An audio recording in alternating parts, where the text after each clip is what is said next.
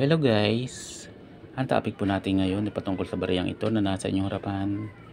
At ito po ay 2 piso.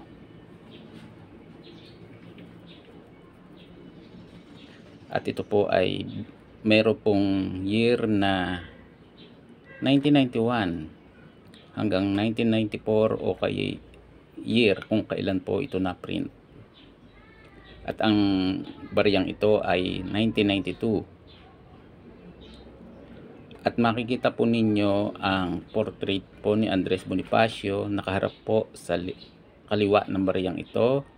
At ito po ay may meatmark po ng Bangko Sentral ng Pilipinas, ginawa noong 1975 at magpas hanggang ngayon. Ang meatmark na ito ang ginagamit pa rin nila bilang pantatak sa lahat ng kanilang ginagawang coins.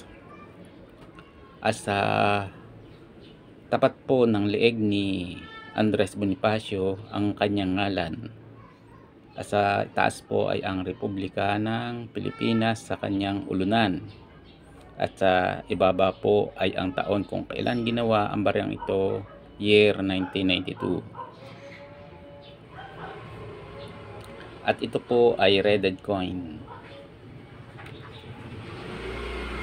At sa likod po o yung tinatawag na reverse side ng bariyang ito, makikita po natin ang isang uri po ng halaman na pangkaraniwang tumutubo dito sa Pilipinas. Ito po yung niyog.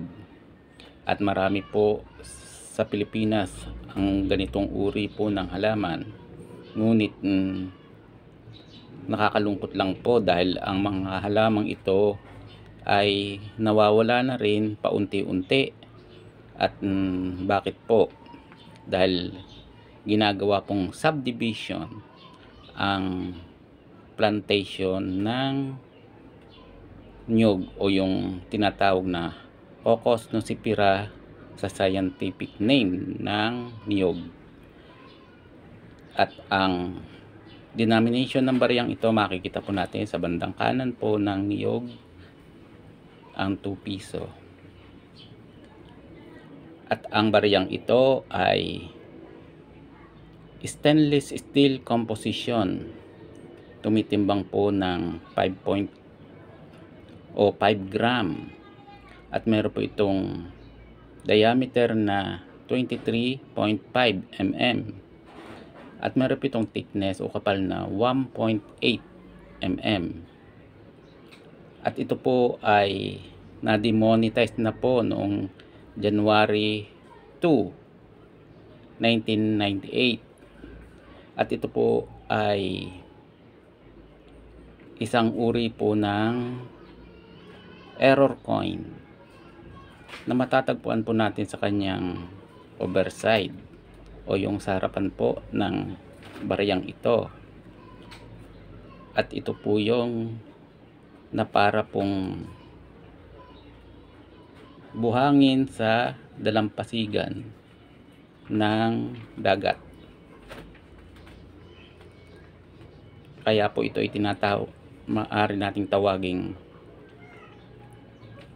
sand error coin, sapagkat mayroon po itong parang buha-buhangin.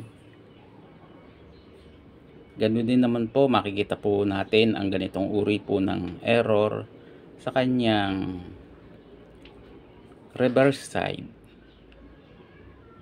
sa paligid po ng bariyang ito.